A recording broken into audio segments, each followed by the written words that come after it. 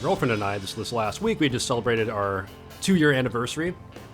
And as anyone who knows me knows, I like fantasy stuff, Lord of the Rings. I'm a big nerd, all that. And the list goes on. But as a surprise, my girlfriend got us a Airbnb in a hobbit house in Murfreesboro, Tennessee, not far from Nashville, where we live. And so we went and stayed there. And this hobbit house was out in the middle of this rural farmland. Welcome to episode 2 of Fermented Follies. I'm your host, Joey Stanka, and today we are here with Cole Porter. That's how close we were. We had gone into town for dinner, and we're coming back to stay at our hobbit home for our first night there. And at this point, it was 9 or 10 p.m., so it was dark. And we're in this rural area, so very dark, very little light pollution, anything like that. And we had to drive down this highway and then a country road to sort of get to the property itself. And as we were getting there, very close to the driveway that led to the property, we passed these 2 police cars, that both had their, the searchlights that they have on the side of their cars were scanning the fields adjacent to the road. Like they were clearly looking for something or for someone.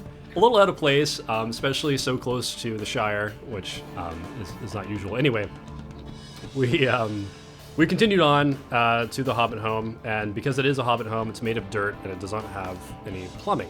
Okay. And so there is a bathhouse kind of across the way from it, only about 50 to 100 feet away. So my girlfriend Ellen, she went to go get ready for bed, brush her teeth, all that kind of stuff, and I was just kind of hanging out outside. And then I heard and noticed a very strange noise. It was a buzzing sound, which I recognized as a drone. And so I looked up in the air, and sure enough, there was a drone above this hobbit house, just maybe, I couldn't tell how high for sure, but maybe 100, 150 feet in the air. Shooting the next movie. Yeah, shooting the next Lord of the Rings. I'm pretty sure Peter Jackson was out. He was there. He was in the woods. But I was watching this drone, and I found it very odd that it was there at all, because if it was a recreational drone, there's no way you could see anything at night, which is why the darkness was important. And then I kind of put 2 and 2 together, probably a little bit slow on the uptake on my end, but there are police cars with searchlights, and then there's a drone in the air. Something odd is going on. So I suddenly get very nervous, and I'm not a gun owner or anything, but I carry bear spray with me. Just in case, and not like everywhere I go. I'm not a concealed carry bear spray guy, but you need a permit for that. Yeah, especially, yeah. Anyway, I took the bear spray from my bag and carried it over to the bathroom where my girlfriend was. I just checked in to make sure she had not been abducted or murdered or anything. Yeah. She was fine. She didn't know anything weird was going on. And so I was just kind of standing out there, and I was watching this drone, and I had walked from the hobbit house to the bathroom, and the drone had followed me in the air, still pretty much, directly above me, which kind of unnerved me a little bit. And I was watching this drone, and I was also looking around trying to make sure there were no murderers or psycho clowns or whatever else could be out in the darkness approaching me and my girlfriend. And so as I was watching this, she finished up what she was doing, and she stepped outside, and she noticed I looked a little unnerved. And she came out, and she's like, "Is everything okay?" And I said, "Well, there's this drone above me and these police cars." And right before she came out, I had also noticed that these police cars had actually come onto the property we were on. It's a farm, so it's a pretty sprawling area, but pretty flat and pretty open, so I could see the cars had come on and had driven up by one of the barns and had driven around, and I had lost sight of them. And anyway, she came out, and I told her I was nervous about whatever was going on here, and not moments later, out of the darkness, emerging like ghosts, were these police officers. And this is not like Andy Griffith. These are guys, they had automatic rifles, they had canine, search dogs. They came out, and the whole spiel you would expect, hands up, police, don't move, the whole thing you would expect, almost like from a movie. And the guns were pointed at me, which was the first time that's ever happened to me. I have not very much of a criminal background, and so this was my first time with this kind of encounter. So I did what I think was the right thing to do. I put my hands up, I showed them they're empty. My girlfriend was on the other side of this wall, so I made sure they knew she was there. They got up to us, and they realized pretty quickly we were not the guys they were looking for. After they had already pointed quite scary guns in our direction. Yeah. Of course, we're not the people you're looking for. We're staying in a hobbit hole here. We're staying in the Shire.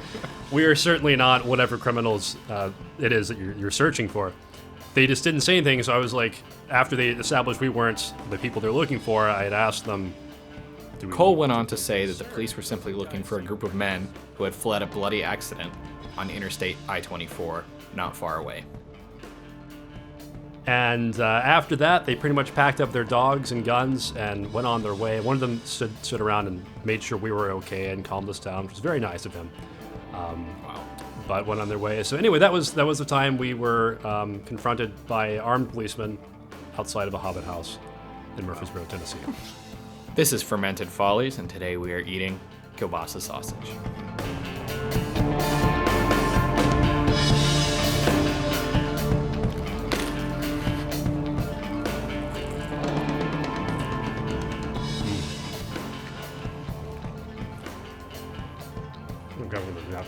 Yep.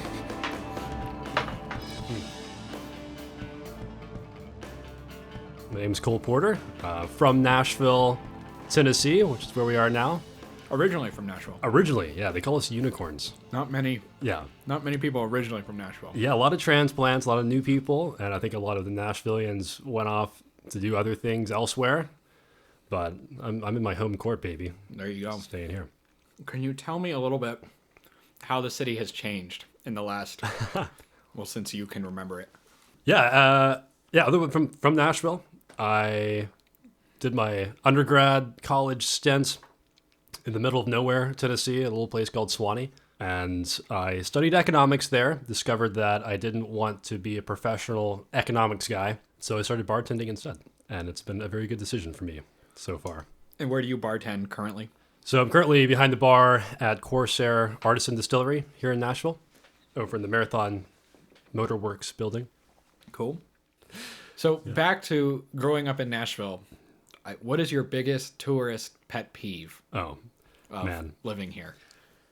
So I guess the one story I always go back to, and I don't even know if it's so much of a pet peeve as anything as just is an observation that is kind of funny, but Nashville is known as Country Music USA, or Music City, but originally Country Music USA. Yep. And that's definitely the strongest association, I think, for most people.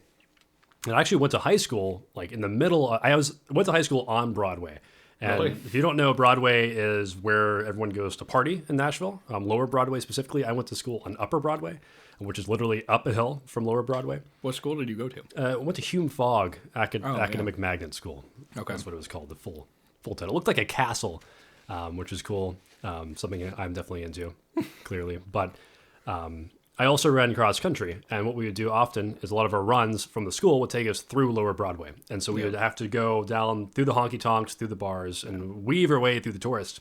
That's funny. Yeah, it was, and definitely freaks some people out because like we're especially in the warmer months, like these half naked, skinny ass guys just like running through everyone. But we would always be able to identify who was a tourist and who was a local purely based on whether they were wearing cowboy boots and a cowboy hat.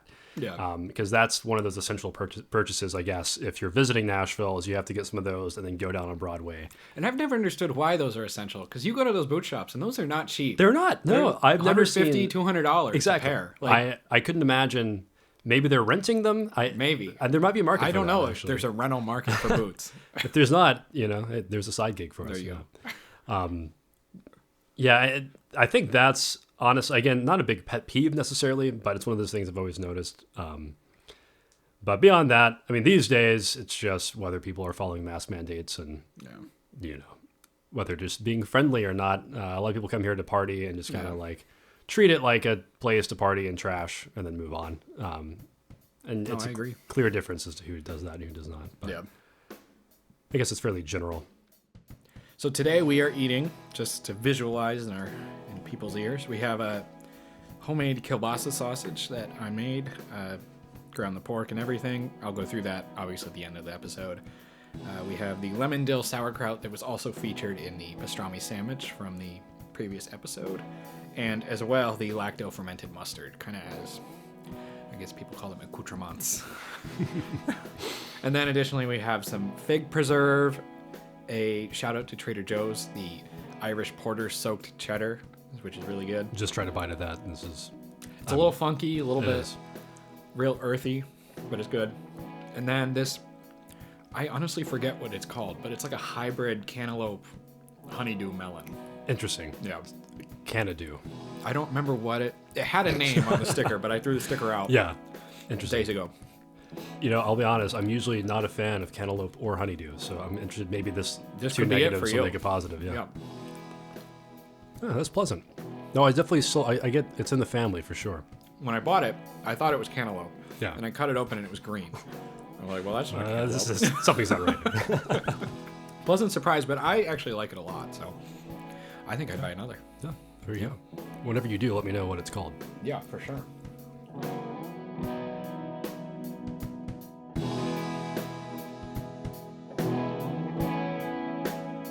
While we're talking here, we're sipping on the first ever debut batch of Fermented Follies cider. Doesn't have a name. I could do a whole episode on how I made this, but basically it's just apple juice or apple cider, whatever you can find, as long as it's just pasteurized. Can't have any additives in it. It just has to be pure juice. Pitch yeast into. I don't know the. Yeah. I'm not so familiar on that language. As but- far as I'm aware, I think you said it right. yeah. So you pitch the yeast. I used ale yeast just because I heard a lot of people talking about for your first batch of cider, use champagne yeast, and then a lot of people were telling me, no, don't do that. It just turns out gross. So I did ale yeast, and then I think it was 4 gallons of cider, and I used about 3 pounds of honey in it. So Like I mentioned to you earlier, this I think this is lovely. I could drink a lot of this. I'd made cider before, and I just used champagne yeast as well, and I definitely fall in the camp of not using champagne yeast Yeah. because it gets just way too dry, at least. really, You know. I like dry ciders, so that's why I was kind of on the fence about it. Mm-hmm. But I don't know. When I tasted it just still before I bottled, it was really, really sweet still. Yeah. Which I was surprised because it fermented for almost 6 weeks. Yeah. Total. Was that after you added the honey, or? I added the honey at the start. Okay, yeah. So I did 2 weeks in the first container, let the yeast settle, and then I did another 4 weeks in a carboy, Heard. and then bottled from there. I was just You did it right. for a first time brew of anything. Mm-hmm. I was surprised how sweet it still was after 6 weeks. Is this your first like alcoholic beverage you've Yeah. brewed? Period. Wow. It is, yeah. Well done. I've done some kombucha and some water kefir, but yeah, first hard thing. I didn't do any kind of brewing or fermentation until I was in college, and specifically like around my junior or senior year of undergrad, I decided to try to make some mead. I think I can't remember exactly how I started doing that, other than I was playing Skyrim or something, and I saw mead in the game, and I'm like, that looks like it would be tasty. I've always been curious how you got into mead, because Yeah. it's not a drink you can buy. They don't really sell it at liquor stores. They don't. Yeah, if they do, it's very limited and very weird. Yeah. Usually. Yeah, it's something that I had just either read about or seen in, like I said, in a video game or something. Whatever it was, I somehow decided I wanted to try to make it. Okay. And I had no experience with that. I had no books. I had no references. So I went to the highest authority I knew, which was Reddit at the time. Well, there you go. And there's actually a mead subreddit, but I went on and just asked, what's a budget-friendly approach to making mead? And I got a bunch of really great advice. And I ended up doing this kind of grocery store budget mead. And essentially, I just go to like wherever you go, Publix, Kroger. You get a gallon of distilled water. Yep. You get some honey. You get some fruit if you want it. And then you get some baker's yeast. Baker's yeast. Yeah. And this definitely is not going to produce the nectar of the gods that real mead can be. Yeah. But it does produce something. Oh, you also need to grab some balloons. That's important too. And you just mix the honey into the jug of distilled water. You pitch in your baker's yeast, and then you poke some holes in a balloon and put the balloon over the top of the jug, and then it acts as a really, really crappy airlock. Yeah. Because as the balloon swells, the holes open up, let the air out, let the CO2 out. So I made that, and it was disgusting. It was it was so bad. What container did you make that in? I made it in the same plastic jug that the distilled water came in. So there's so many things that are just wrong with that approach. It was alcoholic though. I mean, like it made a mead. I'd put some blackberries in it too, and so it was like a blackberry mead, but you couldn't taste the blackberries. Yeah. You just tasted the baker's yeast. But I eventually invested in some good brewing equipment, like some buckets, some Star San, airlocks, things like that. Yeah. And I decided to make a batch of real, like traditional mead, and I did that in my college bathroom, believe it or not.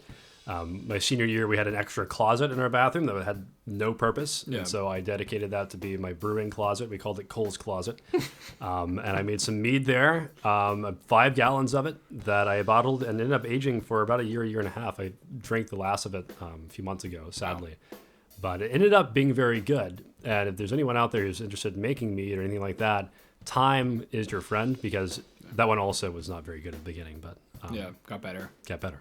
Cool. Even though it was made in the bathroom. It's like definitely mead has the least overlap with other related like beverages of like anything else. Because like at least with beer, it's grain based, and there's a lot of things that are grain based. Yep. Wine is fruit based. A lot of things that are fruit based. Mead is honey. And while honey can be an adjunct or something in other brews, it's usually not the thing.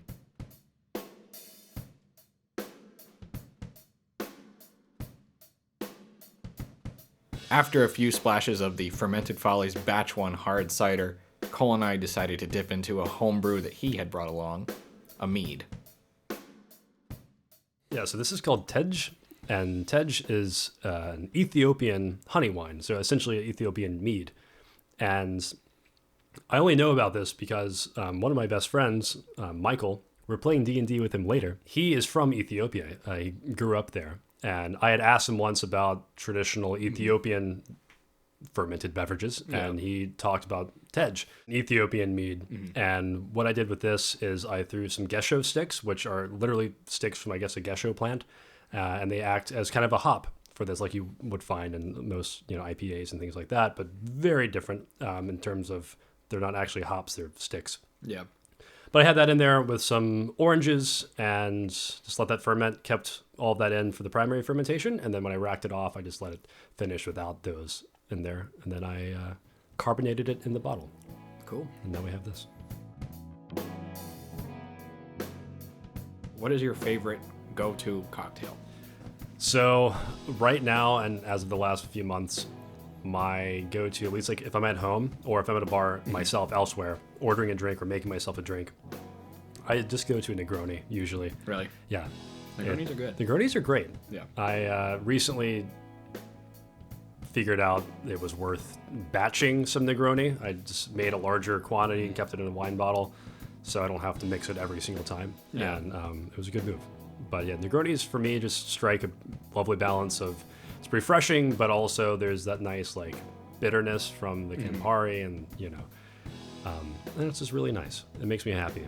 Do you consider yourself more of a light spirit or a dark spirit guy? I think more often than not, I'm a light spirit guy. Yeah. I started as a gin guy before I was anything else, and I think my roots remain Well, there you go. in the gin. What about you? Do you have your favorite? My go-to, cocktail? honestly, wherever I go, they usually have an old fashioned I like. Mm-hmm. And I'm a huge rye whiskey guy. Nice. I really like rye whiskey. Mm-hmm. Not a huge bourbon guy. Sure. I liked bourbon for a while, but then it almost seems like it's a beginner whiskey. When you start branching into other stuff, it's like, why am I drinking this Yeah, still? yeah. I have had the same impression, and in fact, because a lot of the first whiskeys I tried, my big introduction to whiskey was at Corsair Distillery where I work, and we don't make a bourbon, and so bourbon is one of the things I got to later in my whiskey exploration, and I like it. It's very enjoyable. It's definitely a very easy sipper. It's really easy drinking. Yes, most bourbons are. which is why it is such like a beginner, or can be, And not that I consider myself like a high flute. I only drink rye. Sure. Yeah. I don't. If I'm going to the liquor store, I more than often reach for rye than bourbon. So. I certainly like rye too. And you guys make absinthe. Which We do, yeah. Not many distilleries really do. No, that's definitely a rare thing to have. But it's worth having, and it lets us make, a Sazerac and things like that. And it's red. Yeah, and it's a red absinthe. It's Red Spanish style. Yeah. Everyone expects it to be green, but this one's red. I didn't even know that there were more than one style. There was more than one style until I visited Corsair the first time. Yeah, there you go. And it's funny because I really haven't had much other absinthe other than our own. I've never had green absinthe. I've only had clear or red absinthe. Yeah. Which is weird. Fun. Absinthe has such a stigma. I don't know. People are always like, oh, it causes hallucinations, or it. I don't think it's caused hallucinations since it was made in 1600. Yeah, exactly. I'd actually heard an interesting narrative about why that belief was propagated, and I don't know if this is true or not, so trust but verify.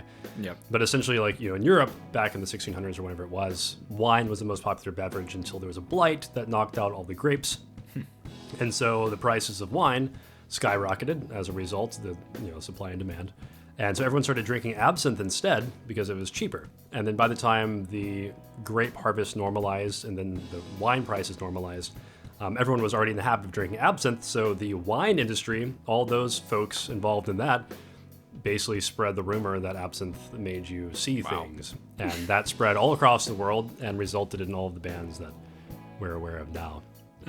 It's always interesting to me that you can take wine from one place and then bottle it somewhere or age it somewhere and then call it that.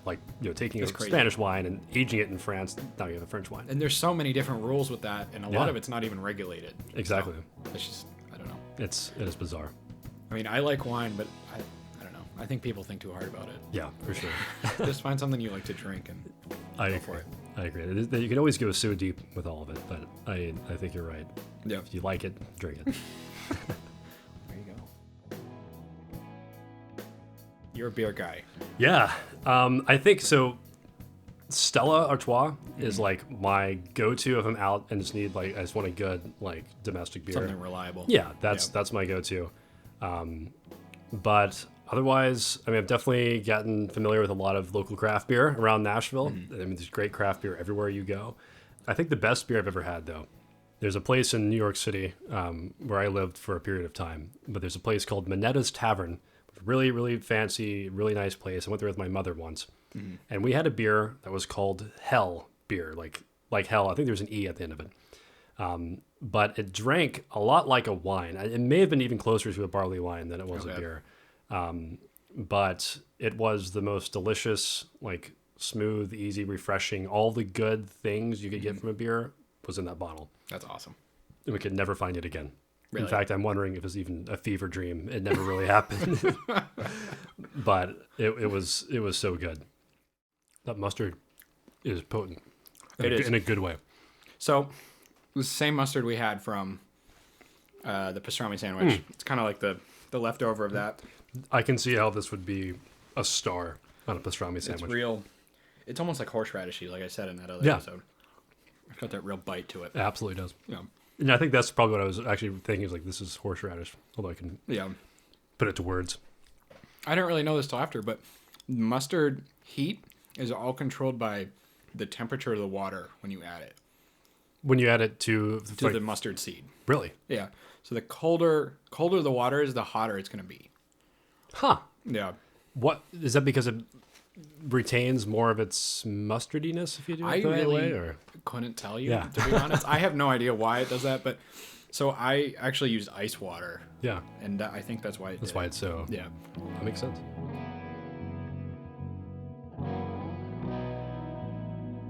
Yeah, I mean, as far as music goes, growing up, my dad was really big about sharing the music he liked, and he was a big Beatles fan, Simon and Garfunkel, all those kind of things. And so I grew up listening to a lot of that, and those are still a lot of my go-tos, my fallbacks. But also, as far as I think it's easiest to describe my music with my favorite artist over time, and Muse is one of them, which is not really the Beatles at all. No. But I love Muse, but also Cake on one hand. You're a Cake guy. I'm a Cake guy. I didn't know that.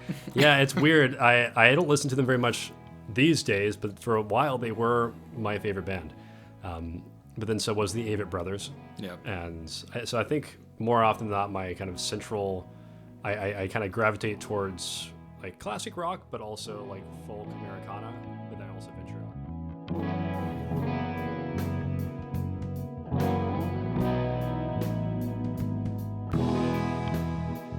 So if you haven't heard, Cole is somewhat TikTok famous. He's close to, last time I checked, close to 100,000 followers on TikTok. Yeah, right around there. And what is the topic of your TikTok?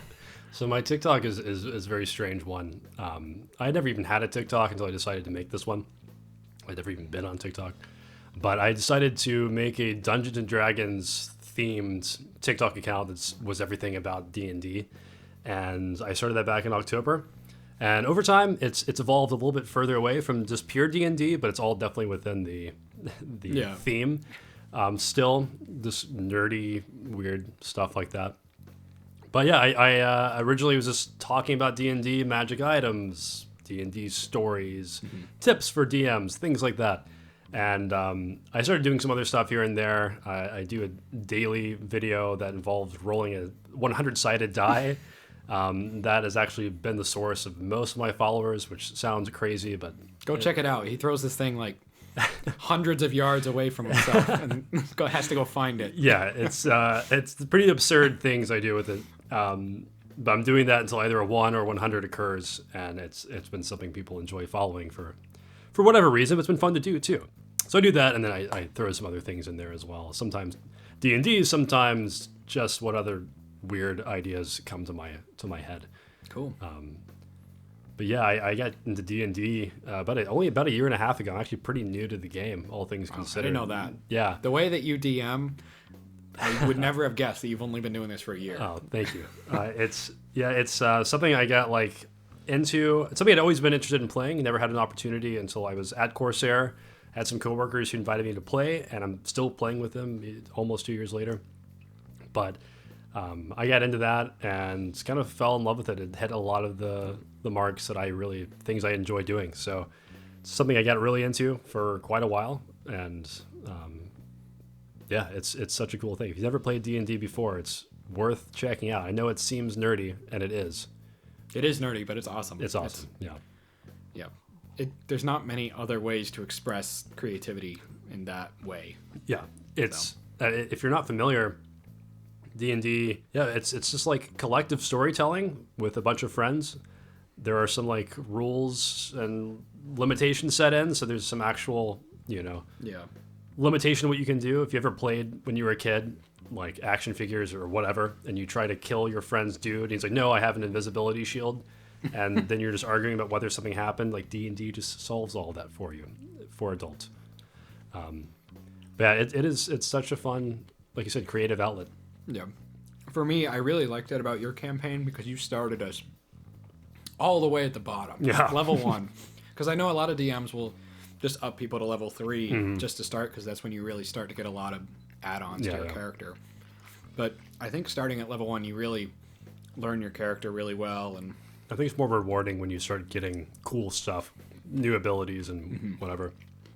Because if you start with those things, it's not as cool. But if you start just as a normal Joe, and then you have to survive with your toothpick of a sword or whatever, when you're eventually able to just slaughter people, it's oh, this is cool. I earned this. That hits hard for me right now, because I am in your campaign right now. I'm playing as a monk, which I've never done before. It's a lot harder than I thought it would be. Yeah. Because when you start on level 1, you can't do anything. You're basically dead weight. Yeah, you are.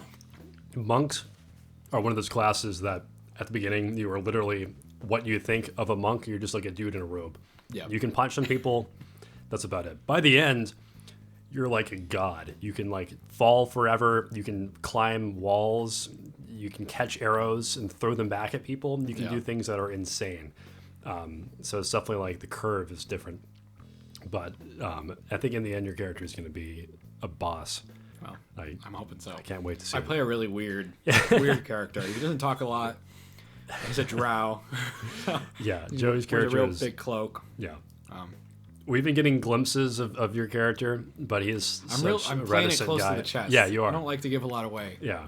I won't say too much more here. We've talked a little bit off mic about it, but excited to see where that goes for sure.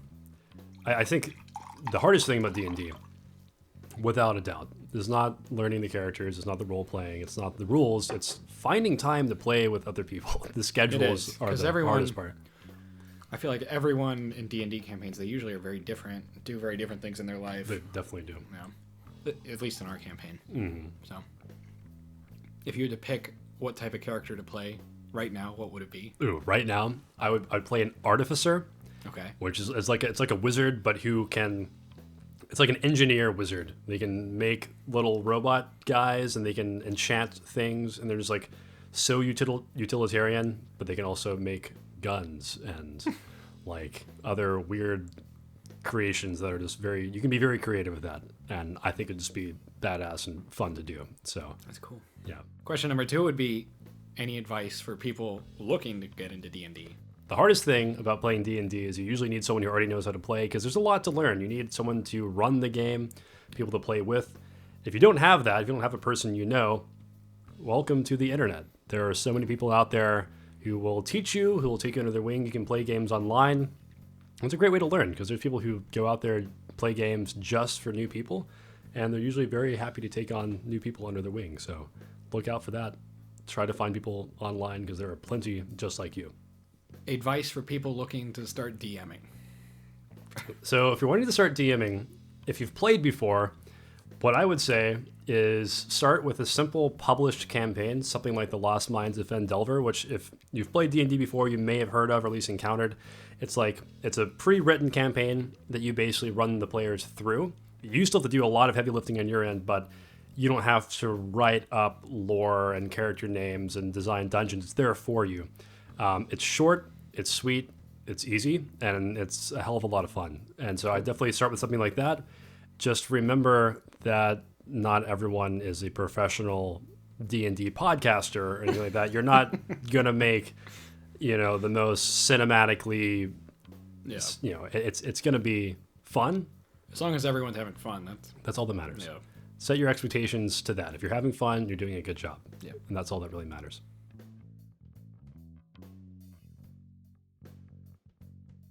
You can find me on TikTok. My handle is deck of DM things with underscores. So it's deck _of_DM_things.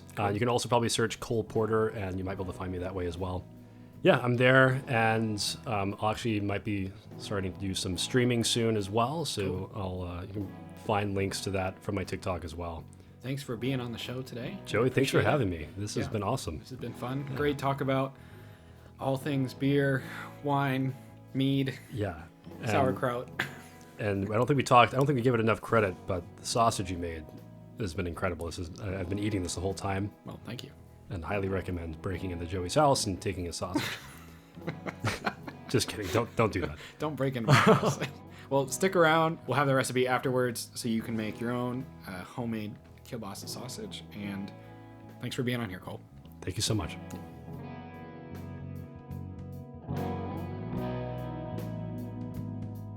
And here's my recipe for homemade kielbasa. Just as a precursor, this is a recipe that requires you to have a few pieces of equipment, that being a meat grinder and some sort of device meant to stuff sausages, whether that's built into your meat grinder or it's a separate sausage stuffer. Either one is fine, but you do really need those. I've seen some people grind meat with food processors, and that sounds kind of yucky, so I don't suggest it. But I haven't even tried it, so who knows? Could work. There aren't many ingredients in this recipe. It's really just pork in the form of shoulder or Boston butt. Really depends on how your local butcher and grocery shop names it. Differs region to region, as well as salt, pepper, and marjoram. And before anyone comes for me, I know there are a lot of ways to make kielbasa, but this is a recipe Joe and I have used before, and it turns out really tasty. By the way, if you do not follow us on Instagram, Joe is my girlfriend and co-fermenter, and she will be joining us on the podcast very soon. To get started, you are going to chop your pork shoulder into grinder-friendly pieces, i.e. less than an inch around cubes. As you are going about this whole process, a major concern is keeping the pork very cold. So if you have to refrigerate cubes as you continue cutting the rest of your pork, do so. It also makes for easier grinding if you let them sit in the freezer while you are chopping. Just don't let them completely solidify. Next, you will send the pork cubes through your meat grinder. If you have multiple grind settings, go for a medium to coarse grind. After all the pork is ground, it's time to season the meat. I'm a big fan of marjoram, so for every pound of meat, I add roughly 5 tablespoons of marjoram. Pepper to taste. And lastly, this sausage is really easy to over salt. So the easiest way for me to do this is just to add a few tablespoons of salt per pound of meat and cook a small little patty of kielbasa in a skillet just to make sure I like the flavor before I go on to a second grind. At this point, if you've been working the meat with your hands, you'll probably have to let it chill back down in the freezer or fridge before doing the second grind. Our meat grinder is an attachment on a KitchenAid stand mixer, so I stuffed my sausage casings at the same time as I sent the meat through for a second grind. However, if you are stuffing your sausages with a separate stuffer, simply grind the pork again and use the sausage stuffer to finish the job. Lastly, as for sausage casings, please use natural casings. They might be gross at first, but they are way, way better than any synthetic casing you can buy, and the consistency, flavor, texture of your sausage is going to be much better that way.